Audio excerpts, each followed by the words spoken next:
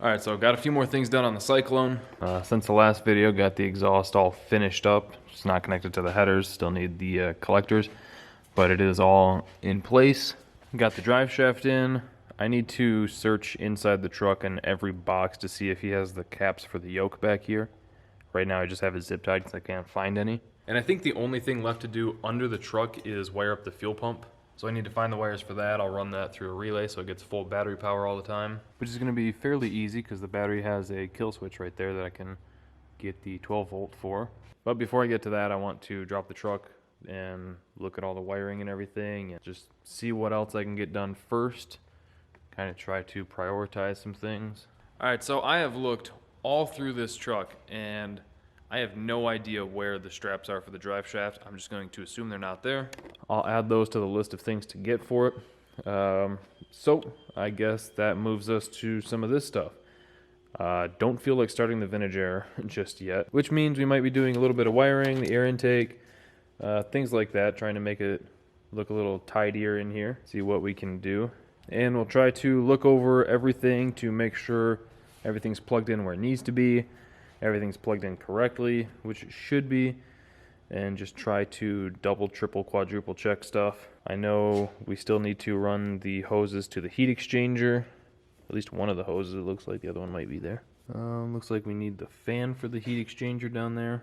The thing that really sucks about taking over someone else's project is you don't know where they left off. You don't know what they actually did. So it's like, sure, it looks like it's 95% done, but I still have to go back over every inch of it to kind of double check their work, which kind of sucks.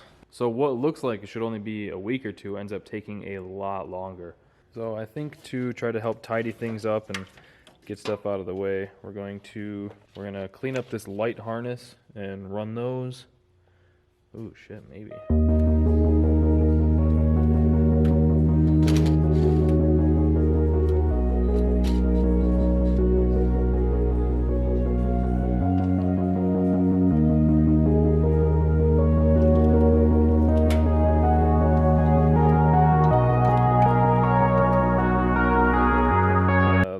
Actually fit going in front of everything and tucked under the grill pretty well, so didn't have to do anything.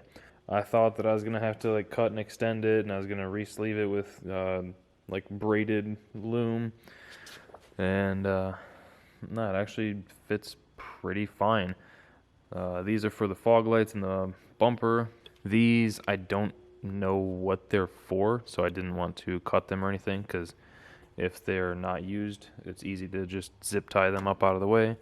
And then we got some grounds here, but I wanted to wait on those because I'll probably end up just putting them in the body here. And I wasn't sure if the bumper had to bolt to that or not, or if it only bolts to this. So it seems smarter to just hold off on that. So now I guess we see what we can do about the air intake. Jesus.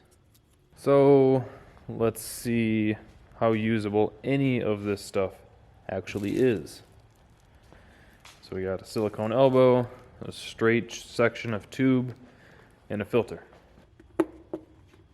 This elbow can get trimmed a good bit because it was cut like kind of on an angle like this, and it's not sitting flat on the throttle body.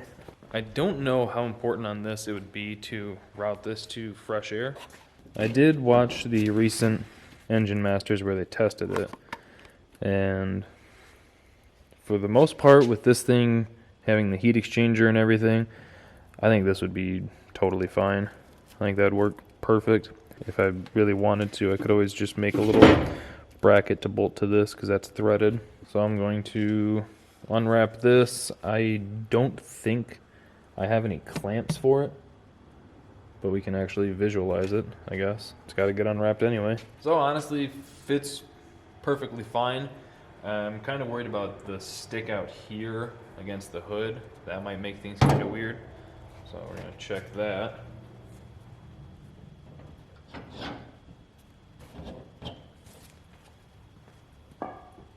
I think it's clearing.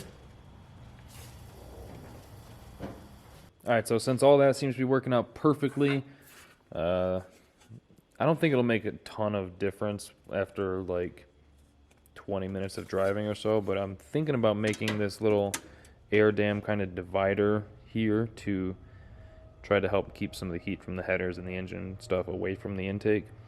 Like I said, after a long drive, I don't think it'll really matter. So I think the heat will just kind of radiate in here, but it's something I'm thinking about doing. It'll be easy enough to just make a couple L brackets to bolt to this and then one to the fender there to hold it up. Then I need to plumb this expansion tank because they're all just here. Probably just run it to the low pressure side of the water pump and call it a day. All right, so I'm kind of at a standstill on a good bit of stuff for this truck except one thing. I think it's time to finally cross the Vintage Air bridge. I did get this thing unwrapped and I'm about to, which way does this thing go? I'm about to try to test fit it. Does it go like that? I'm about to try to test fit it to kind of get an idea on how to route some stuff and see what we got to do here. And I am nervous that it's not going to fit in there. I don't know. I just don't have my hopes up. Ooh. Wow.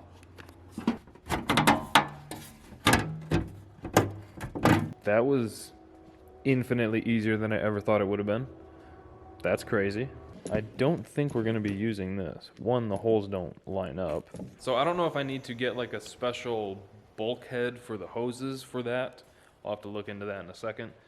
But we can probably just mock the hoses up and see how everything's going to fit. So now let's open the contents.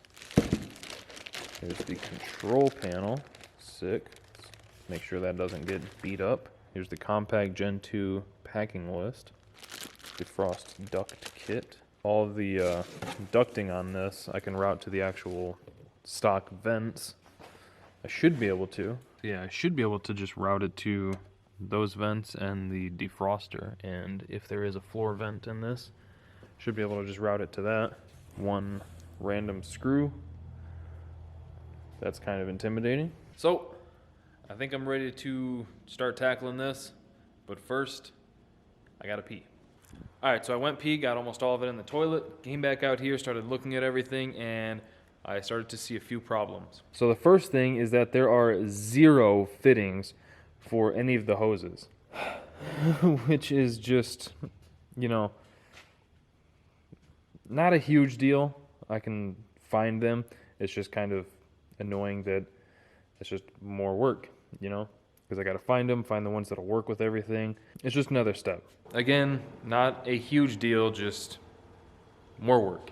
So I need to find a fitting that'll work for the condenser, for the compressor, and screw onto the box here. Where's the dryer at, actually? So maybe this one doesn't use a dryer, but it definitely shows a dryer here. Maybe this just doesn't use it. I don't know, but it wasn't listed on the packing, so maybe this one just doesn't use it, which does simplify things because it's 2 less fittings to buy. So it'll go from the underdash unit to the compressor to the condenser back to the underdash unit, and then we'll have the heater hoses going to it also, which those are simple. Those are just right there. So I guess this means that everything is on standstill now, and I need to go get on the computer and start looking for a bunch of parts, which is what I was hoping to avoid with this thing. Oh well. Kind of comes with the territory of taking over someone else's project. Every one I've done so far has been like this, so I don't know why I'm surprised. They're like, this is what I know. I've got everything that I can think of for it, and then you start to get to work on it, and you just start making a bigger and bigger list of all the stuff that they still need to get for it. But nevertheless, it is frustrating when it's like 20 degrees out, and I heated the whole shop to work on the truck all day, and then I'm like, well, I guess I just go back into the office and look for a bunch of parts. So now I don't want this to discourage anybody who's looking on Marketplace or something for a project car, and they're like, oh man, it's going to be a nightmare, because I mean, that's kind of how it is with almost any project car. I mean, even my own cars, I'll bulk order a bunch of stuff thinking that I got everything, and then it comes time to actually start to install whatever, and I'm like, oh crap, I need this one little adapter fitting or whatever it is. So I don't want to discourage anybody. It's just kind of the nature of cars. But it's always a lot more noticeable when you're taking over someone else's work. It is what it is. So unfortunately, I guess that's where we're going to end it for today. Kind of a lackluster video, but you know, thanks for watching. If you want to support the channel, there's a link for merch in the description below. Don't forget 10% off Snake Eater with code Snydertron. And I hope you guys enjoyed the video. Thank you for watching. Thank you for subscribing and clicking that bell. We'll see you next time.